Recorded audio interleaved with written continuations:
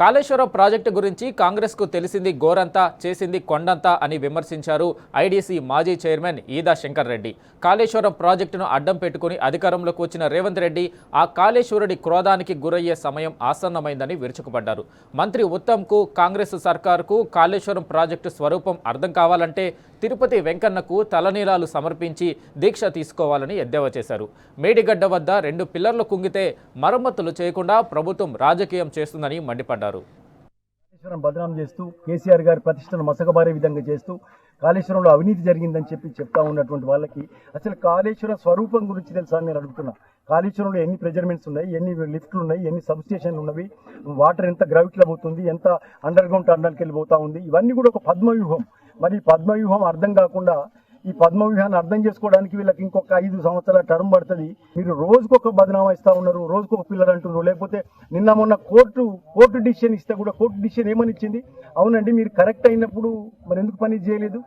కోర్టులో విచారించండి, మళ్ళీ ఒకసారి దీన్ని రీకన్స్ట్రక్ట్ చేసుకొని చూడండి, మీరు దాన్ని మరొకసారి రీకలెక్షన్ చేసుకోండి, మీరు తప్పు ఉన్నట్టుంది అనే దాని మీదనే ఈరోజు హైకోర్టు ఇచ్చింది. హైకోర్టు ఇచ్చిన తర్వాత దాన్ని కూడా మీరు అబాస్ పాలు చేస్తూ ఉన్నారు. ప్రపంచంలోనే ఖ్యాతి పొందిన నంబర్ 1 లిఫ్ట్ ఇరిగేషన్ అని చెప్పి అంతర్జాతీయంగా పేరు వస్తే మరి అలా మన దగ్గరకు వచ్చిన తర్వాత దాన్ని కరప్షన్ అంటున్నారు. మీరు రోజు దాన్ని చెప్పుకొని పబ్బం గడుపుతా ఉన్నారు. మీరు ప్రజలను డైవర్ట్ చేస్తూ ఉన్నారు తప్ప, ప్రజల యొక్క మోడును డైవర్ట్ చేస్తూ ఉన్నారు తప్ప నిజంగా కాళేశ్వరం ప్రాజెక్టు మీకు తెలుసు, మీ అంతరాత్మకు తెలుసు.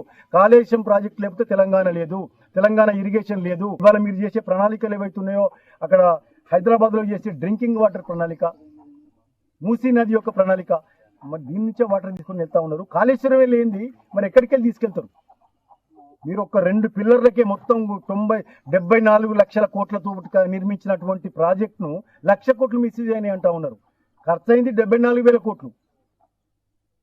1,00,000 కోట్లు ఖర్చు అయినాయి, 1,00,000 కోట్లు కరప్షన్ అంటున్నారు. అంటే మీరు చెప్పేది ప్రజలు చూస్తూ ఉన్నారు.